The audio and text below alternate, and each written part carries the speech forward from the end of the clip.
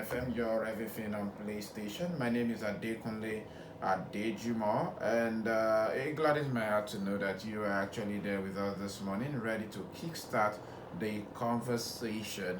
Now, I will be joined on the program very much soon by Barrister Asim Adams. But for now, let's take a look at some reflections very quickly. The first is the fact that Adebayo Adelabu, he has actually decided to resign at the end of the day, bringing to reality the talks and suggestions being made by some individuals that he has every tendency to go pursue the governorship, position in Oyo State.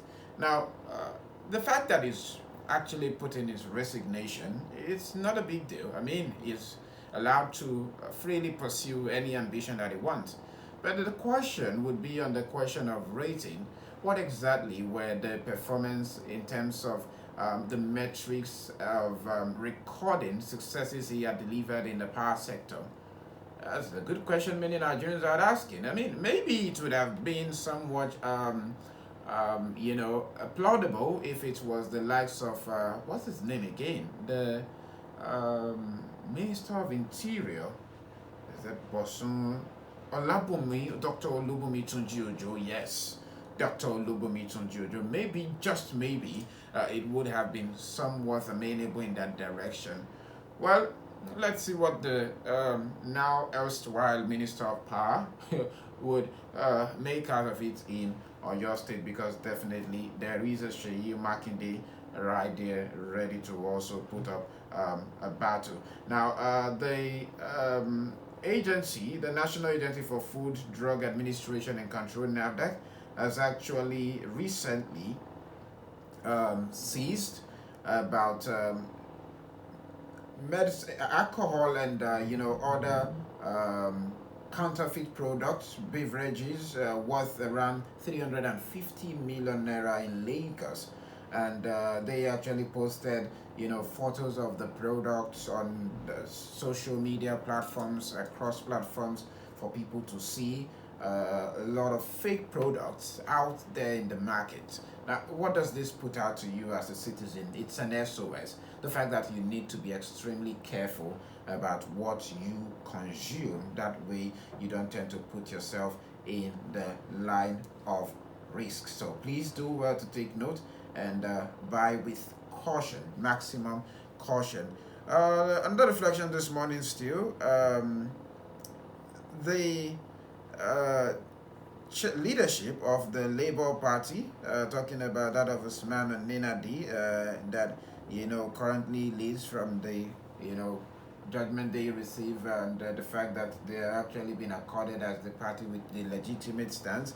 They have mentioned that despite the fact that the party is trying to gain stability, if Peter Obi would want to return, it would be difficult for him to do so, looking at the turbulence that the African Democratic Party is currently facing.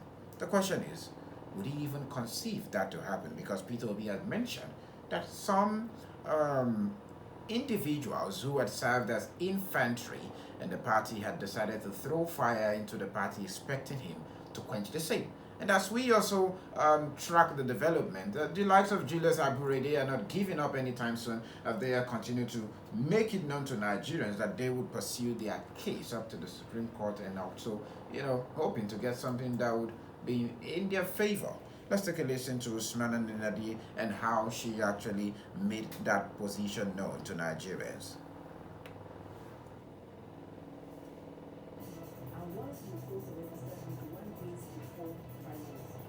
Submit the e-register to INEC. You can't come from behind the door.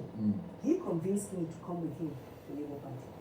Convinced me. And not just me, many people that are in Labour Party today were convinced by, let's join Peter and go to Labour Party, because we believed in equity and fair play.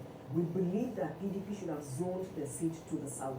But since they left it open and said they were not zoning, and a northerner, they were trying to free a northerner, we felt no, it's not fair. Though I'm a northerner, but I felt it was not fair, and that's why I left the PDP with quite a number of other people. Well, there you have it from Ismail Nenadi. And with that, we call it a wrap this morning on The Reflection as we prepare to connect with Barrister Sim Adams to have this very important conversation. It's Real Talk.